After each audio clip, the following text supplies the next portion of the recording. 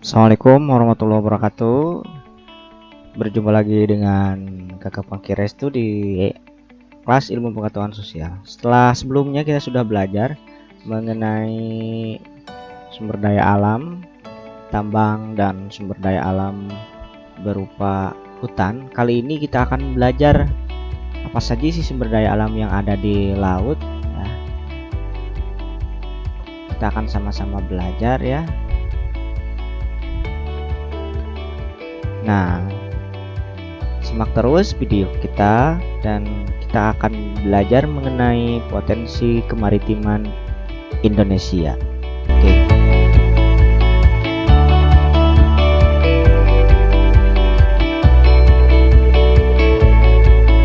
Nah, kita ke materi. Baik, potensi laut Indonesia. Indonesia merupakan negara kepulauan yang antar pulaunya dipisahkan oleh laut.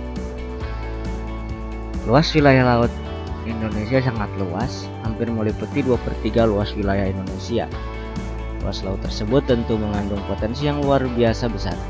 Di antaranya berupa ikan, terumbu karang, hutan mangrove atau bakau, kemudian minyak bumi, nikel, emas, bauksit, dan masih banyak lagi yang lainnya.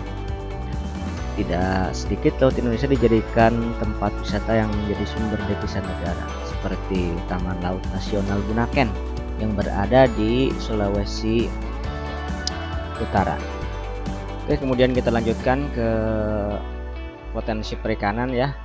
Di laut Indonesia memiliki angka potensi lestari 6,4 juta ton per tahun.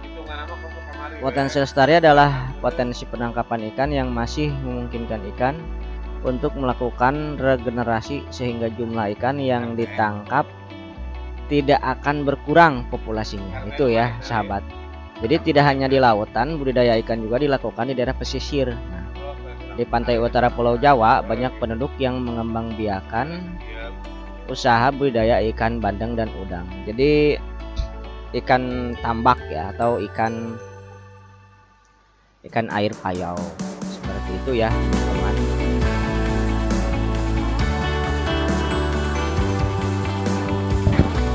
Kemudian kita ke ini adalah peta sebaran ikan di Indonesia ya. Ini banyak sekali jenis ikannya. Ikannya banyak tersebar di wilayah Indonesia dari Sabang sampai Merauke ya. Ada ikan tuna, kalang, ya. Banyak sekali ya. Kemudian kita ke hutan mangrove. Hutan bakau adalah hutan yang terletak di daerah pasang surut air laut.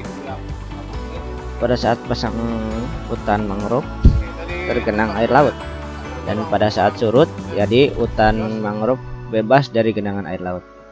Biasanya hutan mangrove berkembang di daerah pesisir pantai yang terlindung muara, sungai, atau laguna. Tumbuhan yang hidup di hutan mangrove tahan terhadap air laut. Kemudian fungsi hutan mangrove ada dua, yaitu fungsi ekologis dan fungsi ekonomis. Kalau fungsi ekologis itu sebagai habitat atau tempat hidup binatang laut untuk berlindung, mencari makan, dan berkembang biak. Sedangkan fungsi ekonomis itu memiliki nilai ekonomis dari kayu dan makhluk hidup yang ada di dalamnya.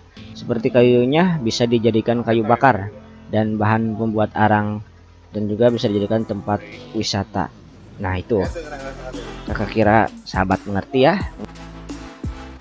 Baik, sekarang kita lihat peta sebaran hutan mangrove di Indonesia. Jadi dilihat dari peta sebaran tersebut, nah, di Indonesia hutan mangrove tersebar di posisi barat Sumatera, kemudian bagian pantai utara Jawa, kemudian sepanjang pesisir Sulawesi, kemudian pesisir selatan Papua, dan sejumlah pulau kecil lainnya. Kemudian hutan mangrove terluas di Indonesia terdapat di sekitar dangkalan Sunda ya, yang airnya relatif tenang. Jadi hutan mangrove ini tersebar di seluruh kepulauan Indonesia. Nah, sekarang kita ke terumbu karang ya. Jadi pengertian terumbu karang ini adalah ekosistem bawah laut yang terdiri dari sekelompok binatang karang yang membentuk struktur kalsium karbonat macam batu kapur Ekosistem ini menjadi habitat hidup berbagai satwa laut. Terumbu karang banyak ditemukan di Indonesia karena terumbu karang akan tumbuh dengan baik pada suhu perairan laut 21 derajat Celcius sampai 29 derajat Celcius dan pada kondisi air laut yang jernih dan dangkal.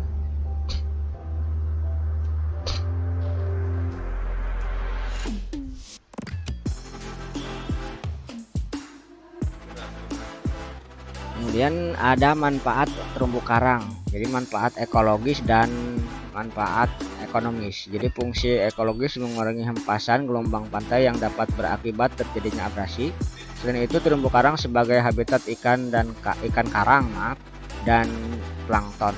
Kemudian fungsi ekonomi sebagai sumber makanan, obat-obatan dan objek wisata bahari ya. Sebagai objek wisata bahari contoh seperti banyak wisatawan yang menyelam seperti itu ya. Terima kasih sahabat semuanya dari awal sampai akhir yang sudah nonton. Jangan lupa di subscribe, di like, juga di share kalau bermanfaat, dan kita ketemu lagi di pokok bahasan atau materi selanjutnya. Terima kasih. Assalamualaikum warahmatullahi wabarakatuh.